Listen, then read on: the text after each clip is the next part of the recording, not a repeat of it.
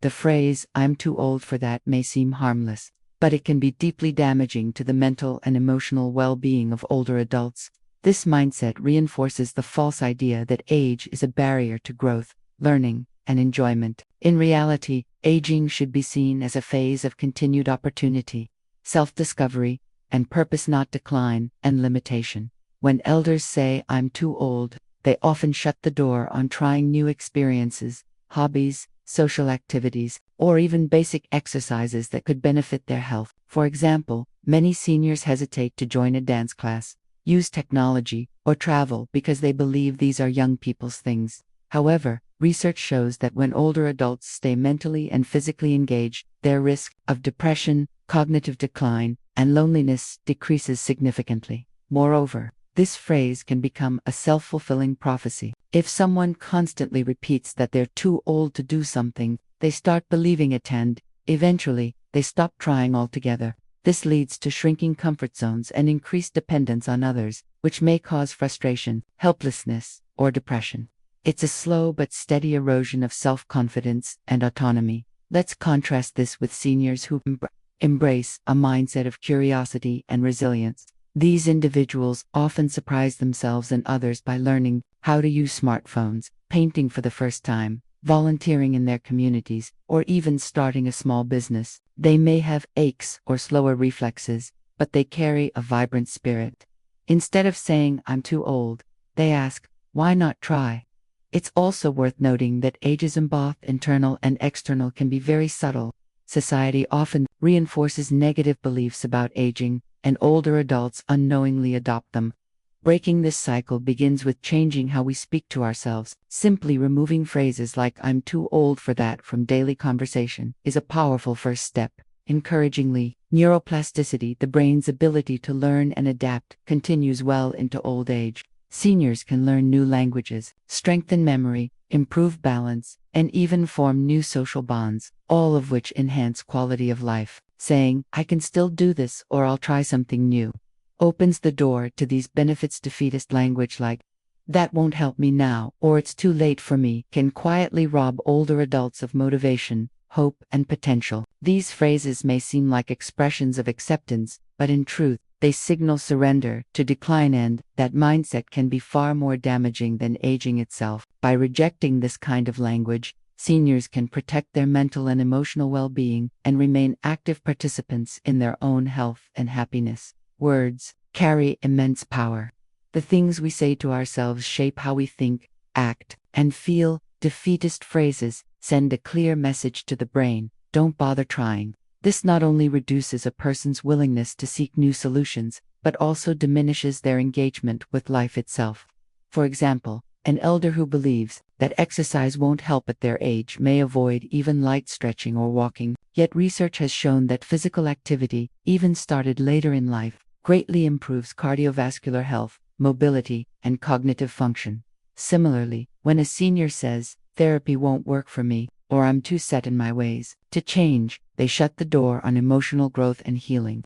Depression, anxiety, grief, and loneliness are common in later years, but they're also treatable.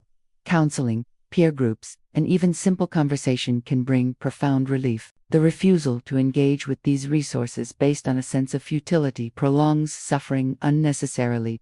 Moreover, defeatist language is often a reflection of deeper fears: fear of failure, of embarrassment, or of being a burden. Rather than voicing these fears openly, many older adults disguise them in limiting statements. But identifying and confronting those fears is a far more empowering path than accepting imagined defeat.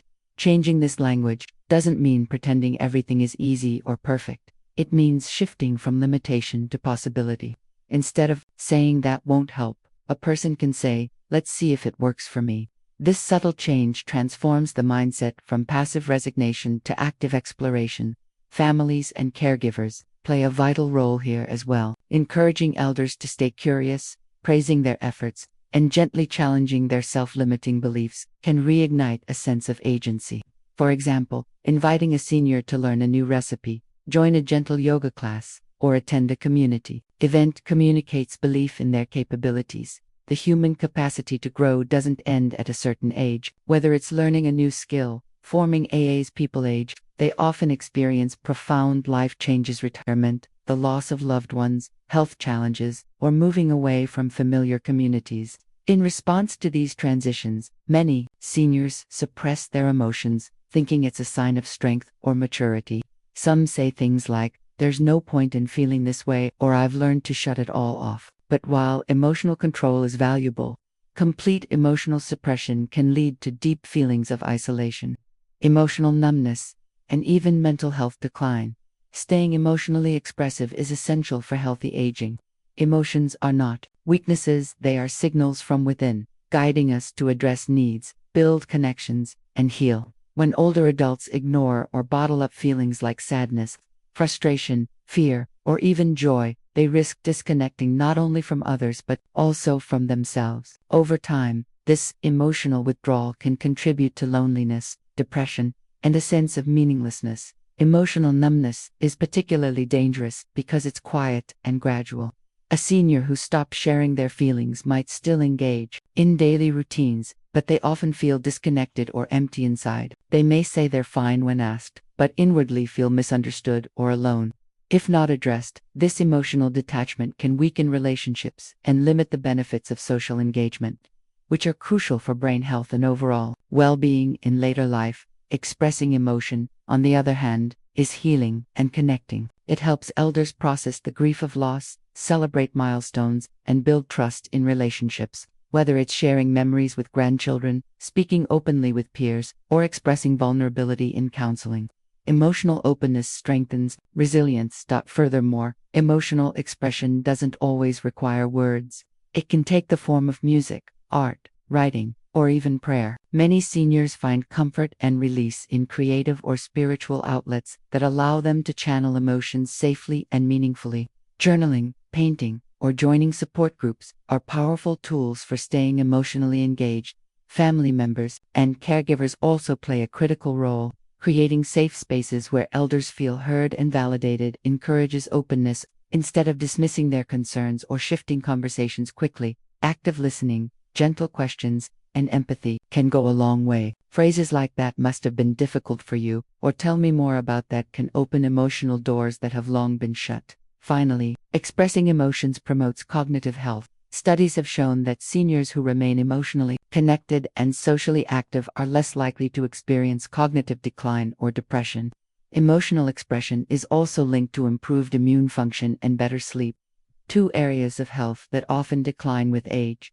In summary, emotional expression is not just a form of communication, it is a vital act of self-care and human connection. Seniors who allow themselves to feel and share their emotions remain more engaged, more resilient, and more alive. The heart never retires, and neither should the voice that expresses it. One of the most harmful decisions older adults can make is to stop moving or significantly reduce their physical activity after a certain age, whether due to pain, fatigue, fear of falling, or the belief that it won't make a difference now. Many seniors gradually become more sedentary. But the truth is clear and supported by science. Physical movement is not optional in age, essential. It's one of the most powerful tools to maintain independence, prevent disease, and improve quality of life. That as we age, the body naturally undergoes muscle loss, called sarcopenia, joint stiffness, and decreased bone density. However, these changes accelerate dramatically without regular movement. A sedentary lifestyle leads to rapid deterioration in strength, flexibility, balance, and cardiovascular function. In contrast, seniors who incorporate daily movement into their routines often retain mobility and vitality well into their 80s and beyond. Importantly, movement doesn't mean intensive workouts or lifting heavy weights. Even light to moderate activities such as walking, stretching, gardening, chair yoga, or dancing can have profound benefits. For example, walking just 20 to 30 minutes a day improves circulation, reduces the risk of stroke and heart disease, and boosts mental clarity.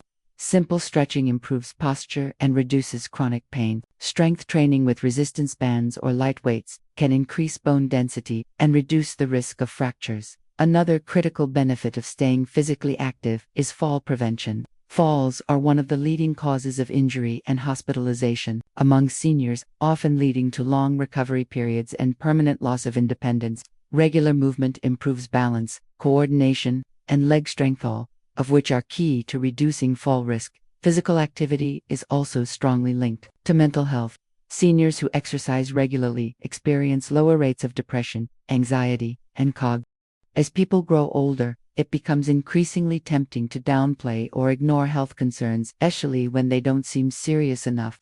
Many elders skip regular medical checkups or dismiss emotional struggles like anxiety, loneliness, or depression as just part of getting old. But this kind of neglect, whether physical or emotional, is not harmless. It can lead to the silent worsening of chronic conditions, delayed diagnosis, and a dangerous decline in overall well-being. Regular medical checkups are essential after 60, even if a person feels generally healthy. Many serious conditions, like high blood pressure, diabetes, glaucoma, or early-stage cancers can exist without noticeable symptoms in the early stages. Detecting these issues through routine screenings allows for early intervention, which can significantly improve the chances of managing or even reversing the disease. For example, catching high blood pressure early may prevent a stroke.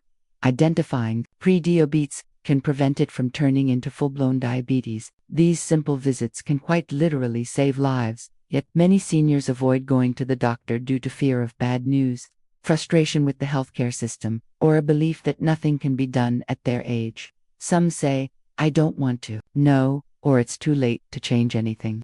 But this mindset robs them of the opportunity to take control of their health.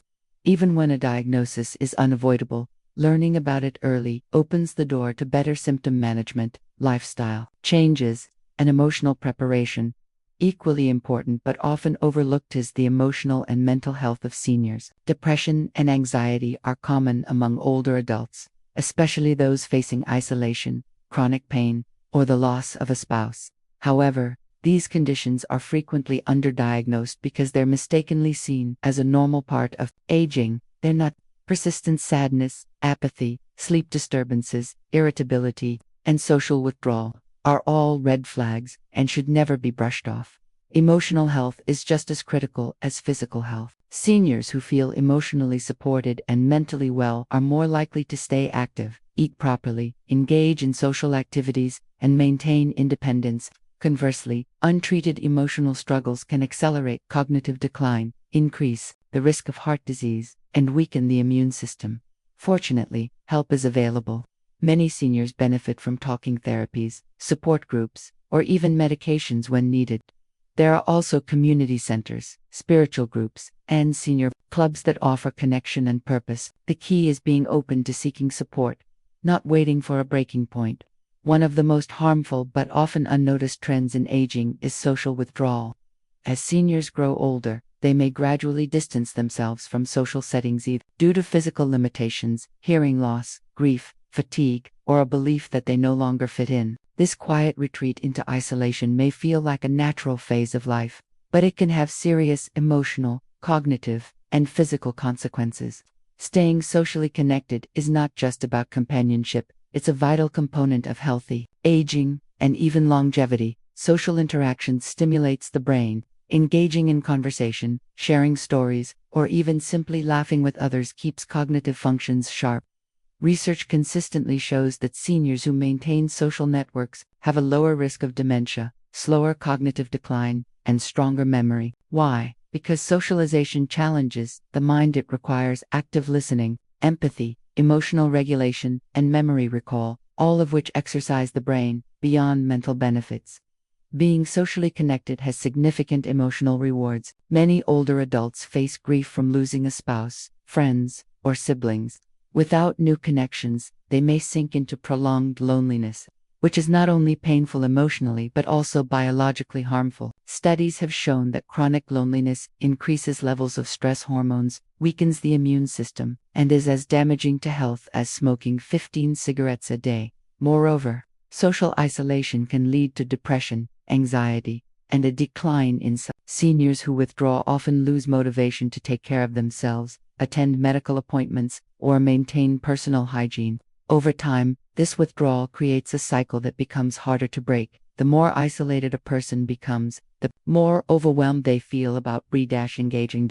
However, the good news is that social connection doesn't need to be grand or complicated. Even small, meaningful interactions, a weekly call with a grandchild, Attending a local senior group, participating in a book club, or visiting a community center can provide structure, emotional support, and joy. These small routines give older adults something to look forward to and help maintain a sense of identity and belonging. It's also important to embrace modern solutions. Many seniors are now using video calls, social media, and messaging apps to stay connected.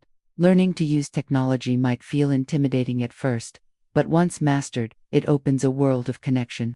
Even from the comfort of home, families and caregivers can help by setting up easy-to-use tools and encouraging regular communication. For those who have difficulty getting out due to mobility or health issues, inviting people in such as family, neighbors, or volunteers can make a big difference. Spiritual groups, libraries, and community outreach programs often offer companionship and conversation tailored for seniors. As individuals age, their bodies undergo natural changes, muscles weaken, reflexes slow, vision declines, and balance becomes more fragile. These changes, while normal, increase the risk of injury, especially falls, which are the leading cause of injury-related deaths among adults over 65. That's why one of the most critical principles of healthy aging is avoiding unsafe environments that could cause physical harm or even psychological fear. Many older adults continue living in homes or frequenting spaces that are no longer suited to their evolving needs. For example, stairs without handrails, poor lighting, slippery floors, loose rugs, and cluttered hallways are all common household hazards. A single fall can result in fractures, head injuries, loss of independence, or long-term hospitalization. More subtly, even near falls can instill a fear of movement, which often leads seniors to reduce activity, ironically increasing frailty and the risk of future falls. To prevent these risks, home safety modifications are essential. Simple changes, like installing grab bars in bathrooms, using non-slip mats, improving lighting, lowering shelves, and ensuring clear walking paths, can drastically reduce hazards. Seniors and their families should regularly assess their living environment for risks and consult occupational therapists or aging-in-place specialists when needed. But safety is not just about physical surroundings. It's also about how an environment makes a person feel. Seniors should avoid places that create emotional stress or fear. Crowded, noisy, or chaotic environments can increase anxiety, confusion, or disorientation, especially for those with hearing loss or mild cognitive impairment. It's important for elders to prioritize calm, well-organized, and supportive spaces that encourage confidence and clarity. Another factor to consider is social and emotional safety. Seniors should avoid places where they feel ignored, judged, or unwelcome. This could include institutions or communities that are not inclusive of older individuals, where their contributions are undervalued or they're treated as invisible. Such environments can lead to emotional withdrawal, low self-esteem, and a reluctance to participate in meaningful activities. In contrast, being in safe, respectful, and affirming environments boosts emotional health and motivates continued engagement with life.